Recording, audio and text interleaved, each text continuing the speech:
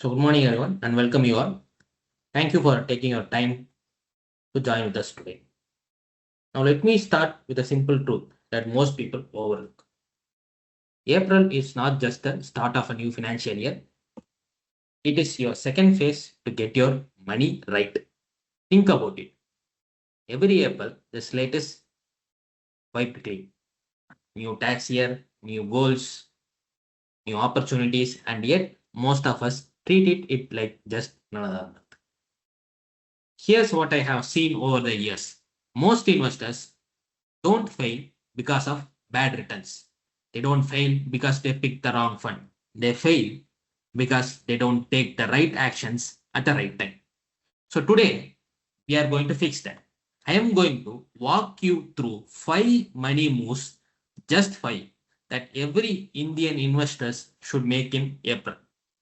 These aren't complicated. They don't require you to be a financial expert, but they can genuinely change the trajectory of your financial year. Let's get into it. Before we go into each move, let me give you the full picture so you know exactly where we are headed. The idea is simple. Start the financial year with purpose. 5 moves, one clear direction. Move 1. Reset your financial goals. Because goals gives your money direction. Without them, every market dips feel like a personal crisis. Move number 2. Start your planning. Start your tax planning early. Tax planning done in March is panic in nature, and in April it is very much powerful. And we will see how starting now can save you over 50,000 rupees in taxes. The move number 3. Rebalance your portfolio. Markets don't wait for your annual review, and neither should you.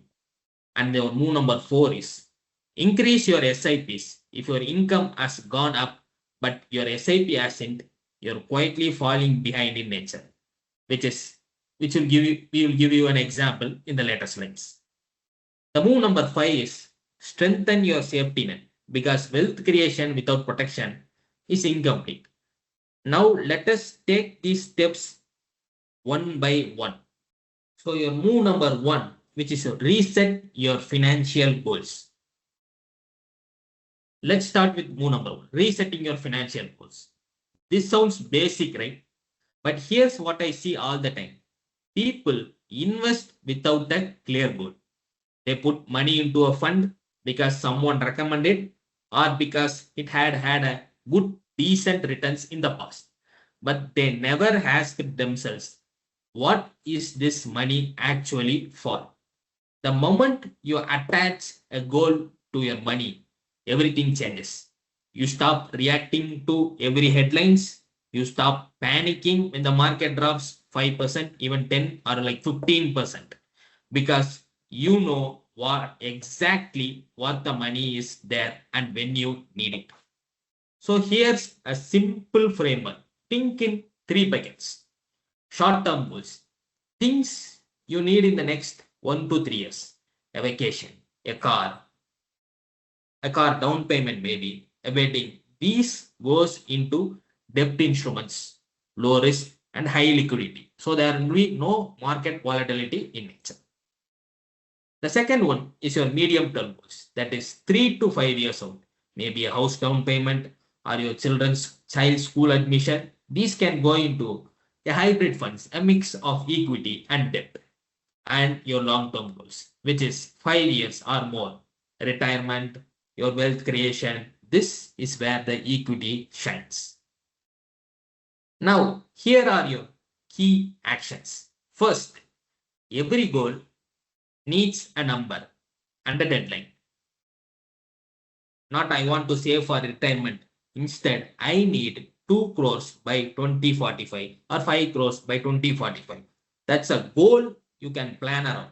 Second, match each goals to the right asset class. Short term goes to debt, medium goes to hybrid, and long term goes always to, most of the way goes to equity. And third, this is important. step up one SIP per goal, not one SIP for everything. So in the meaning is that you have to give one SIP for goal. Not like I have like 50,000 of savings and I invest 50,000 into a single SIP, not like that.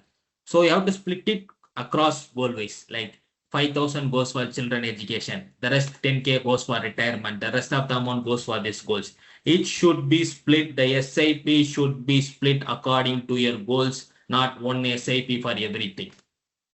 So every rupee which you have invested should have its purpose, its timeline and its destination. That is very much important. The second move is start your tax planning early. Let me ask you this. How many of you have scrambled in the last week of March to make some quick tax saving investments? Most of us have. And when you are rushing, you make bad choices. You buy insurance you don't need. You lock money into instruments that don't fit your goals at all.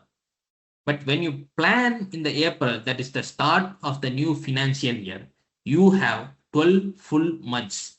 You can spread your investments, you can pick the right instruments, and you can save significantly more. Here are the key action points which you have to follow. First, declare your tax regime to your employer right now in April.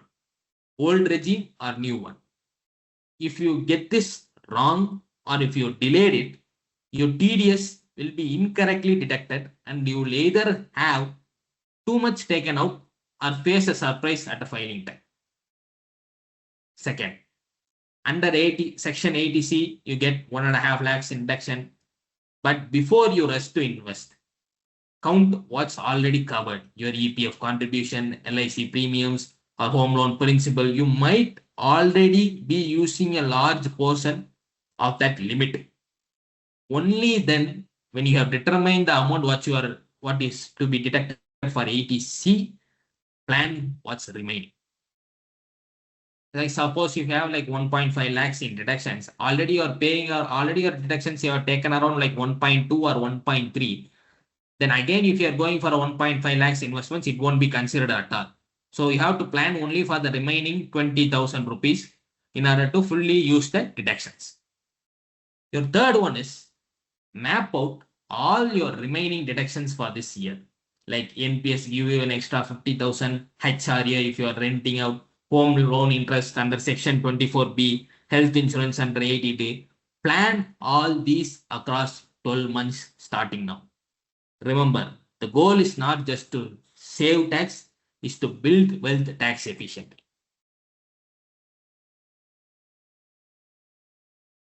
So in this slide, we'll be seeing about like old versus new regime comparison. Like we have given 3 scenarios and each scenario, how much you will be saving tax and how much you will be paying, how the deductions work, something like that. So the answer depends on your specific situation. So let me walk you through 3 real profiles and you'll see exactly how it works. Like profile 1, you have a person named Arjun who's around like age 26 and he's earning around like 10 lakhs a year. He's a fresher, no home loan, lives with his parents. Under the new tax regime, his tax comes to zero thanks to a 75,000 standard deduction and the 87-year rebate. Under the old regime, if he doesn't have any investments of 1.5 lakhs, that 80C, if he didn't claim anything at all, only the 50K standard deductions, in the old regime, he would be paying around 1 lakh rupees. So this is the difference. So in the profile 2, let us a person named Ravi, he's around like 32 years and he's earning around 20 lakhs. Let us say he who rents and he claims every single deduction available like ATC, NPS, ADD, HRA, everything. His total deductions adds to around like somewhere around like 4.55 lakhs per annum. Under the new regime, his tax is about only 1,92,000.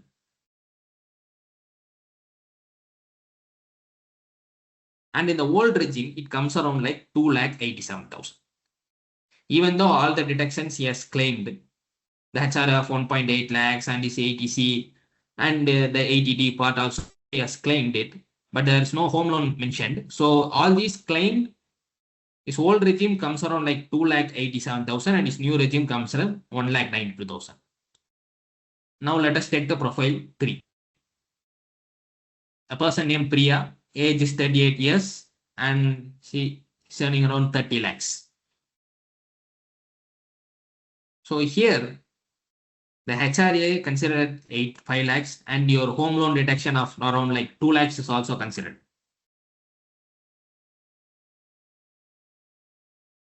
The total deductions are about like 10 lakhs. HRA of 5 lakhs, home loan interest of 2 lakhs, ATC, ATD and NPS. At this level, the old regime saves about 47,000 over the new regime. So what's the golden rule here? If your total deductions are above the break-even point for your income level, the old regime wins. If they are not, the new regime is almost always better. And for the most people earning under 20 lakhs, the new regime is the clear winner. If you are unsure, I strongly recommend you sitting down and running the numbers for your own situation. It takes 30 minutes and it can save you over lakhs over a year.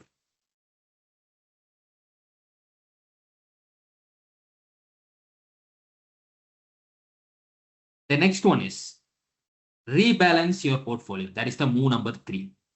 Now, a lot of people think rebalancing means sitting down once a year and shifting some funds around. But rebalancing is always dynamic. It's not fixed calendar tax. Markets move every single day, so do your goals. Let me explain what I mean. Say you started the year with 60% in equity and 40% in debt. The markets rallied and now you are at 75% equity. You haven't changed anything, but your risk has gone up significantly. That's a drift and it happens silently. Here are your key actions. First, review your portfolio every quarterly, not annually. Your allocation drifts with every market. What was a balanced portfolio in April could be dangerously skewed by July. And the second, if a goal is nearing, say it is like 1 to 2 years away, start shifting that amount, goals equity portion into debt now. Don't wait for a correction. Don't try to time the market. De-risk systematically. In the sense, like if you are able to achieve the goal, like suppose if you are for the children's education, you have like corpus, want a corpus of around 25 lakhs. Let us say at 2030, you want it around like 25 lakhs corpus. But what if you have built the corpus at 2028 itself or 2027 itself? De-risk it completely from equity.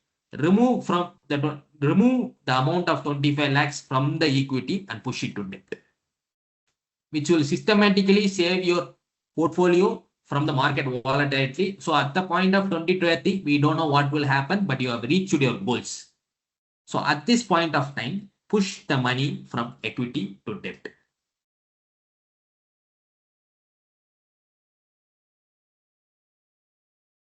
Think it of like this way. Rebalancing is not a calendar event. It's a life event. Every milestone, every change in your life demands a portfolio reset.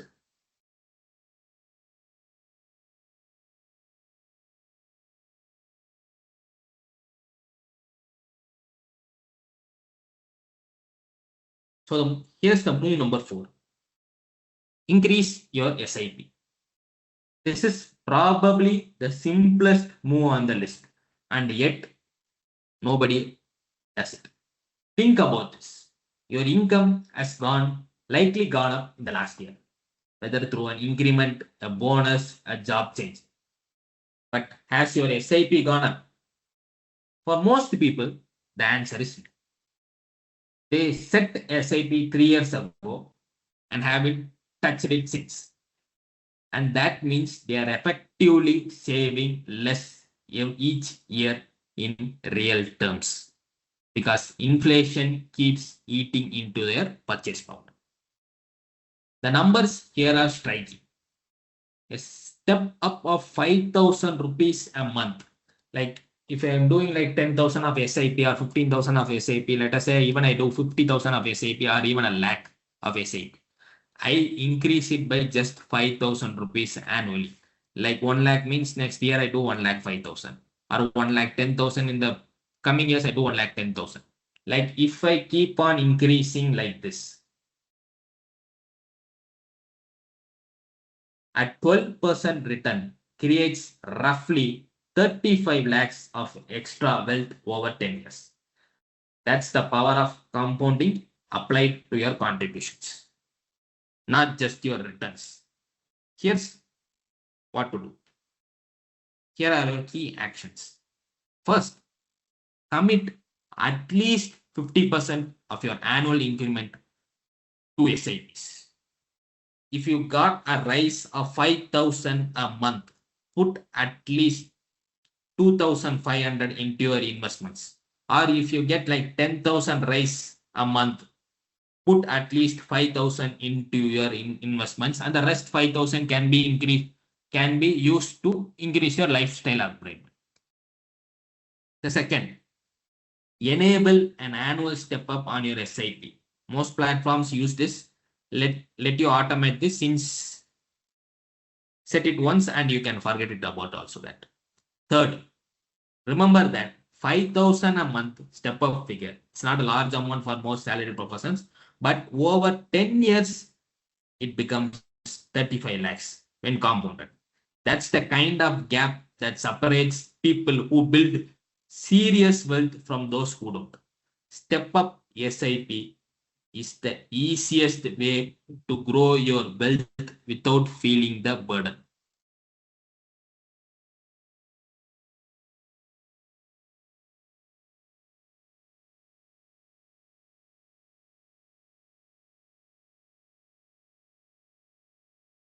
And your move number 5 is that this is the one of most people skip because it's not exciting. Strengthen your safety net. I always say wealth creation without protection is incomplete.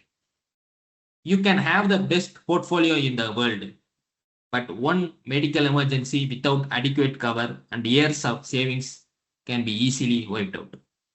So here are 3 things to check right now. Your life insurance.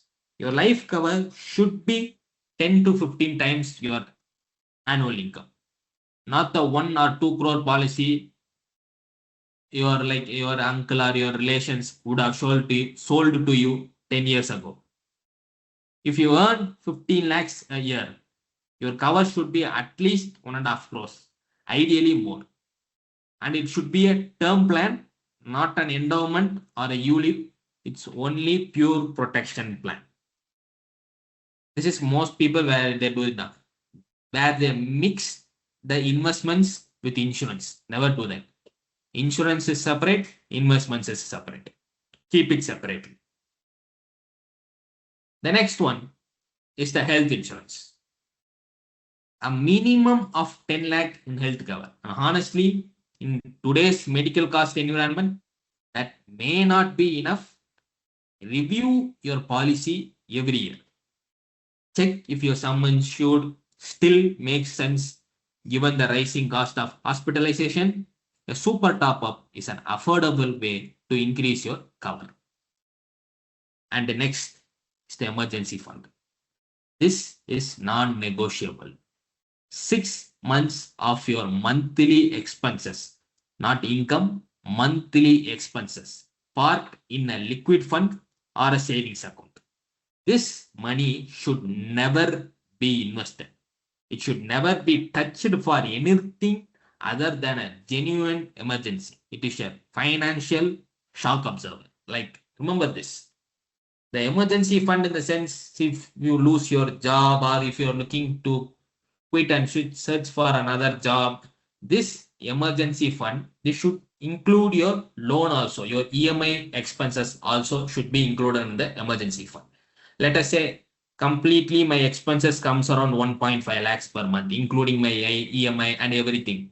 For 6 months, 9 lakhs should be built first. Otherwise, whenever there is an emergency, you will first touch your investments and you miss the compounding part and you miss the years also which you have accumulated the corpus. This is where most of the peoples do wrong, and they take the investments out whenever there is an emergency because they don't have a separate emergency fund. Remember, insurance is not an investment, it is your financial foundation. Once you build the foundation correct, rest can be built very much easily over the period of 10 or 15 years. If your financial foundation is very much weak, whatever you build on it will be destroyed within seconds.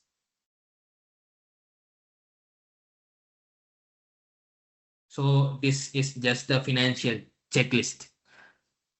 Like reset your first goal. First move is reset your financial goal. Every rupee should know its purpose on the file. And your move two is like tax planning. And your three is like rebalancing your portfolio.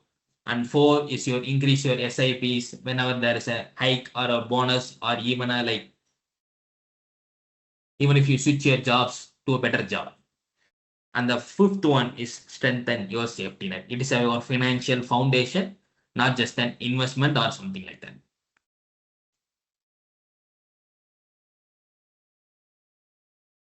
And I will leave you with this thought. The best time to make these moves was yesterday. The next best time is today. Not next week, not when the market settles, not when things feels right today. All five of these moves can be started this week. Reset your goals. You can do that tonight with a pen and a paper. Declare your tax regime. Do it Monday morning. Review your portfolio allocation. 30 minutes on your fund app. Step up. Set up a step up SIP. 5 minutes online. Check your insurance. Call your advisor this week. None of this requires extraordinary effort. It requires an ordinary effort taken at the right time.